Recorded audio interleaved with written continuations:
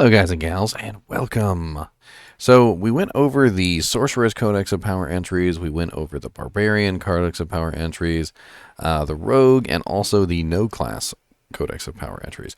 Now we're going to be going over the Necromancer Codex of Power Entries. It is important to note, I always say this at the beginning of each one, there are definitely legendary effects that are not within the Codex. The Codex of Power Entries in the Codex are the minimum rolls for those Codex entries, so do be aware of that. You can, of course, find better ones out there in the wild, and also ones that do not exist within the Codex. This is also beta, so, these are subject to change. But we're going to go over them one by one, and we're going to talk about them and have a little bit of fun with it, shall we? So, first off, we have our Aspect of Bursting Bones. The Aspect of Bursting Bones is when a segment of Bone Prison is destroyed or expires, it deals 9 damage in an area around itself. Now, I'm not exactly sure if that damage scales, or finding a better one might have higher damage, or how many bone segments there are in a bone prison, but I can imagine if there's a lot of bone segments, it could potentially add up to a lot of damage, or if there's not a lot of bone segments, might not. We don't have access to the Necromancer yet because open access for the Necromancer is next week, or this weekend upcoming, basically, right? So Friday, and we'll be playing the Necromancer a lot, don't you worry. So we're going to find out the answers to a lot of these things. Next one on the list is the Aspect of the Empowering Reaper. Critical strikes from the Sever ability have a 10% chance to spawn a pool of blight under the target that deals 20% bonus damage.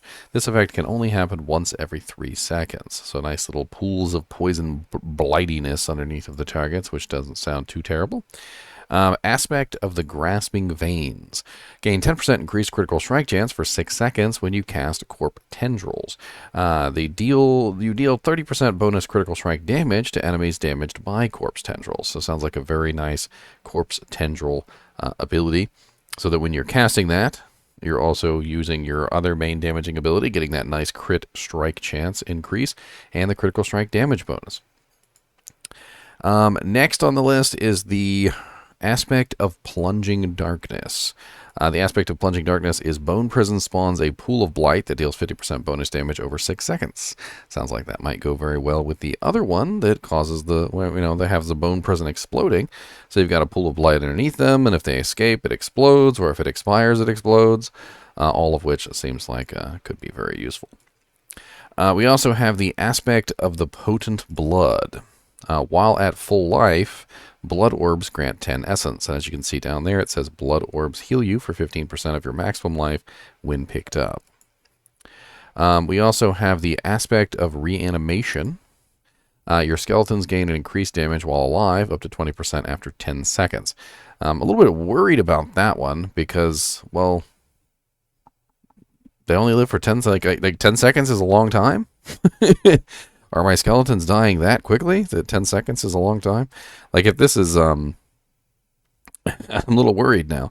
I'm worried that the skeletons might be weak and dying ridiculously fast, because 10 seconds really doesn't seem like a long time to me. The next aspect is Aspect of the Splintering Energy. Ooh, that is a Sorceress one. Oh, no. That means I left out a Sorceress one from the Sorceress Codex. Oh, no. Well, we'll go over it here. So the Sorceress one is Lightning Spear has an 11% chance to spawn an additional Lightning Spear when you cast it. How is that one doing in the wrong folder? I already did this Sorceress video and everything too, which means it's missing an aspect. Where were we at? Animation, Swelling Curse. So the Aspect of the Swelling Curse, Bone Spirit deals increased damage based upon distance traveled up to 15%. Now, I know from looking over the skills that Bone Spirit seems to do more damage based on how much essence you cast it at, and also the distance that it travels. So this is just another way that you can add more damage onto your Bone Spirit and play off of that distance bonus modifier. I also have the Aspect of the Damned. This one is you deal 30% increased shadow damage to enemies afflicted by both Decrepify and Iron Maiden, which are the Necromancer's curses.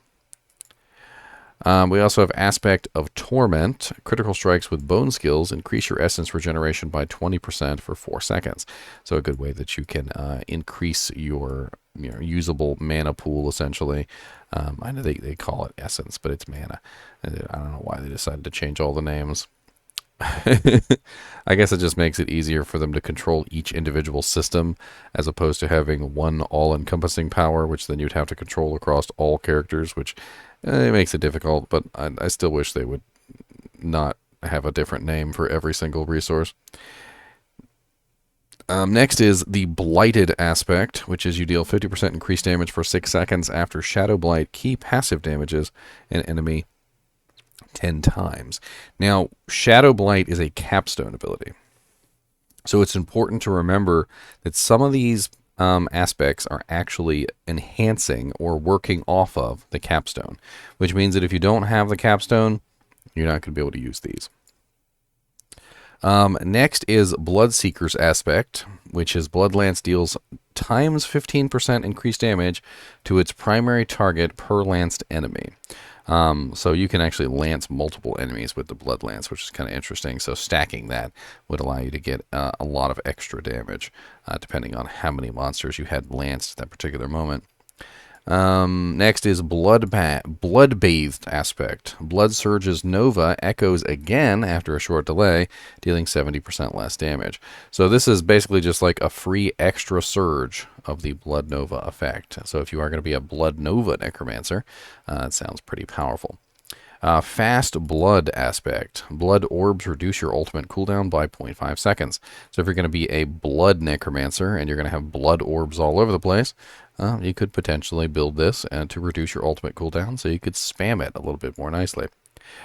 Flesh Rending Aspect. After Decompose spawns a corpse, gain 10 essence. So this is... the Decompose ability basically makes it so that you can spawn little corpses, but this basically means that you're going to get more essence out of your Decompose ability, because if I remember correctly, that's a generator. So you're just basically turning your generator into an ultimate generator at that point. Gives you even more essence. Hulking Aspect. Your golem has a 10% chance to reduce its active cooldown by 2 seconds, and a 5% chance to spawn a corpse each time it damages an enemy with its normal attack.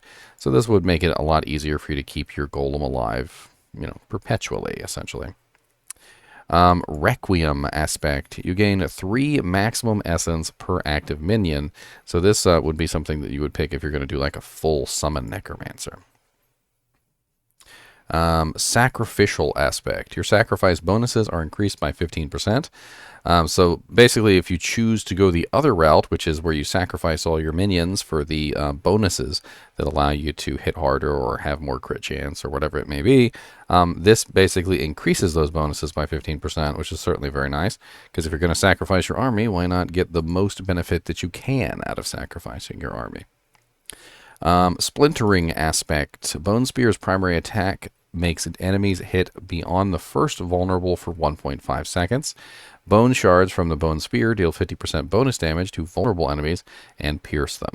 So if an enemy is vulnerable, it definitely has a nice effect on this ability. And as you can see down there at the bottom, vulnerable enemies take 20% increased damage.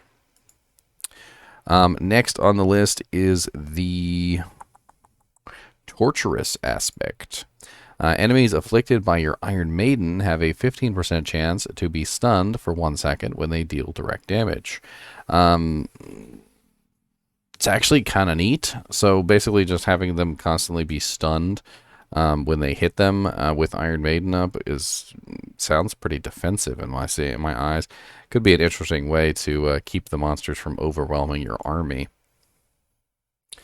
Last is the Unyielding Commander's Aspect. While Army of the Dead is active, your minions gain 70% attack speed and take 90% reduced damage.